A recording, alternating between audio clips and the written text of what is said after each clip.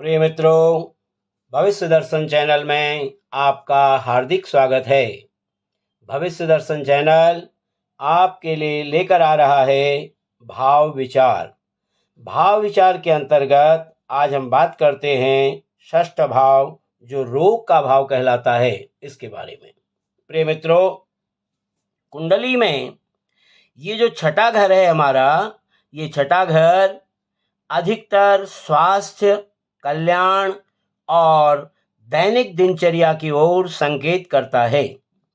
एक स्वस्थ जीवन शैली के सभी पहलुओं जैसे आहार, पोषण, व्यायाम और आत्म सुधार की खोज से यह भाव संबंधित है।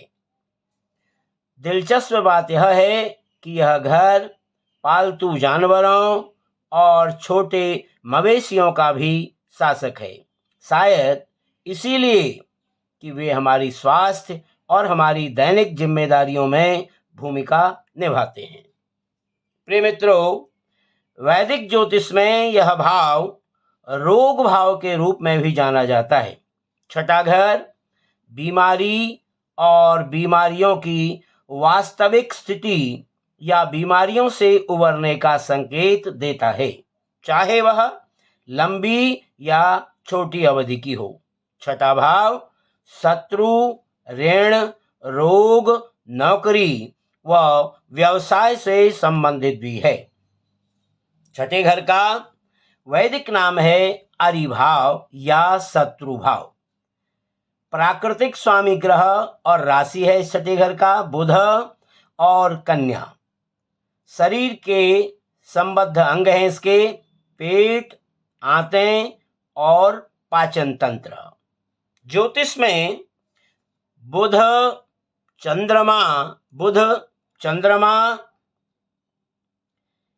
गुरु और शुक्र को शुभ ग्रहों की श्रेणी में रखा गया है।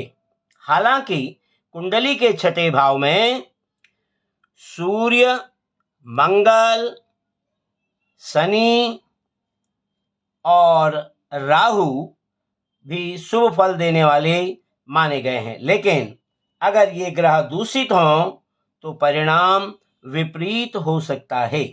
ऐसे में अगर आपकी कुंडली के छठे भाव में शुभ ग्रह हों तो आपके जीवन पर इसका क्या प्रभाव हो सकता है, इस बारे में हम जानकारी लेते हैं। प्रिय मित्रों, छठे भाव में यदि बुध हो तो जातक को थोड़ी परेशानी उत्पन्न कर सकता है। ऐसा जातक मानसिक चिंतित बना रहता है। स्वास्थ्य संबंधी समस्याएं भी परेशान कर सकती हैं। पढ़ाई में भी ऐसे जातक को सतर्क रहने की आवश्यकता है। बुध के प्रभाव से ऐसा जातक विवेक से काम ले सकता है। अपनी मेहनत के बल पर ऐसे जातक को सफलता मिल सकती है। बुध के प्रभाव से व्यक्ति तार्किक भी हो सकता है।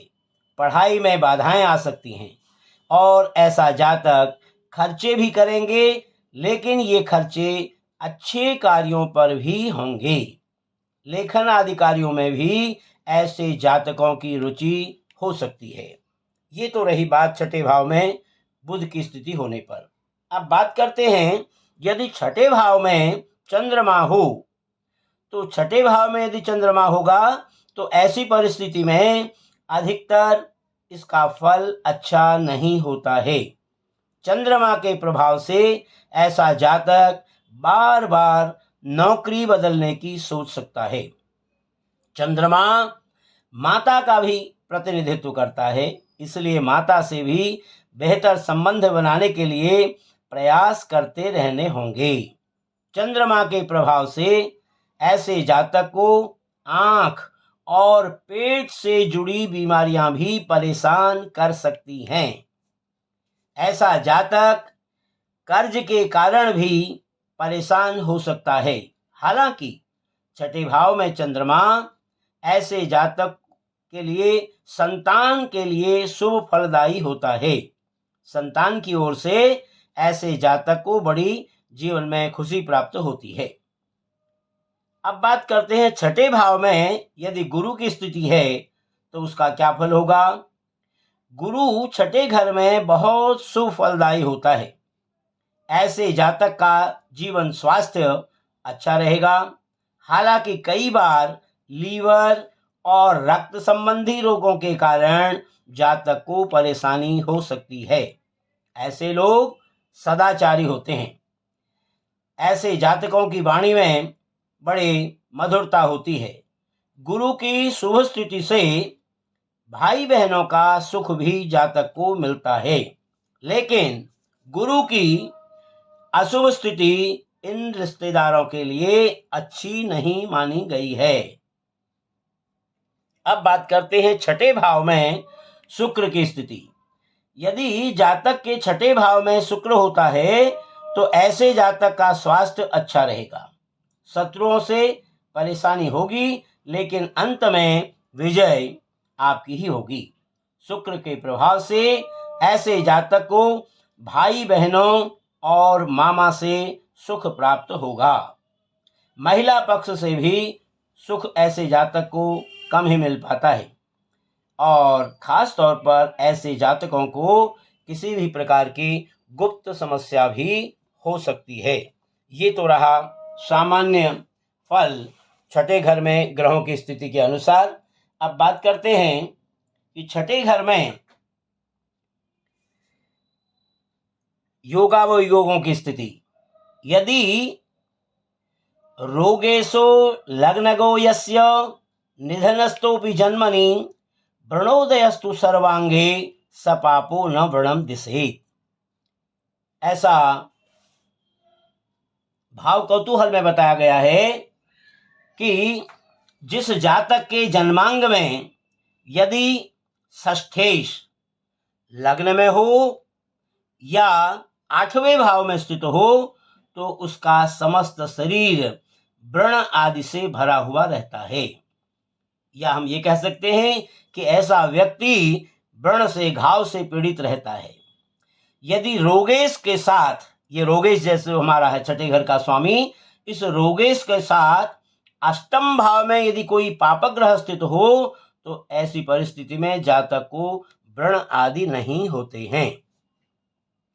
इसी प्रकार बताया है कि माता पिता आदि भावों के स्वामी, जैसे माता का भाव ये चतुर्थ भाव है, पिता का नवम या दसम भाव माना गया है, इनके स्वामी और उनके कारक ग्रह यदि रोगेश के साथ छठे भाव के स्वामी के साथ छठे, आठवें या 12वें भाव में स्थित हों तो ऐसी परिस्थिति में जातक के माता पिता आदि को भी व्रण रोग हो सकते हैं। और खास तौर पर योग कारक ग्रहों की महाअंतर्दशा में इन व्रणों की उत्पत्ति हो सकती है। अब आगे बात करते हैं योग कारक ग्रह यानी रोगेश, छठे घर का जो स्वामी है। यदि छठे घर का स्वामी सूर्य हो तो जातक को सिर प्रदेश में तकलीफ रहती है, व्रण पीड़ा होती है। और यदि रोगेश जो है यदि चंद्रमा हो तो ऐसे जातक को मुख में, और यदि मंगल षष्ठेश हो तो गले में, और बुध यदि षष्ठेश हो तो नाभि प्रदेश में, और बृहस्पति यदि षष्ठेश हो और नासापुटों में, और यदि रोग कारक ग्रह शनि, राहु या केतु हों तो जातक को अपने उदर भाग में यानी कि पेट में व्रण पीड़ा होती है। और मंगल की राशि में, यानी मंगल की राशि क्या है, मेष और वृश्चिक, यानी कि मेष और वृश्चिक राशि में यदि लग्नेश बुध के साथ संयुक्त हो, लग्नेश जो है यदि बुध के साथ यहाँ पर युति करे तो ऐसे जातक के मुख में रोग उत्पन्न होते हैं।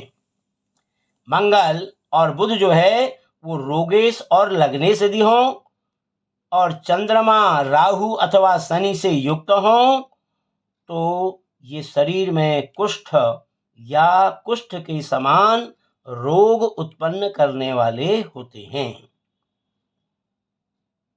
खास तौर पर इस योग में यदि लग्न में चंद्रमा राहु से युक्त हो तो ऐसे जातक को श्वेत कुष्ठ, और यदि शनि और राहु लग्न में स्थित हो तो ऐसे जातक को श्याम कुष्ठ होने की संभावना बनी रहती है। प्रिय मित्रों, यह था आज छठे भाव रोग भाव का विचार। आशा है आपको हमारी वीडियो यह अच्छी लगी होगी। यदि आपको हमारी यह वीडियो अच्छी लगे तो आप हमारी वीडियो को लाइक करें, शेयर करें और हमारे चैनल को सब्सक्राइब करना भी न भूलें। फिर इसी प्रकार की नई वीडियो लेकर के आपके सामने उपस्थित होंगे। तब तक के लिए आप सभी का हार्दिक धन्यवाद।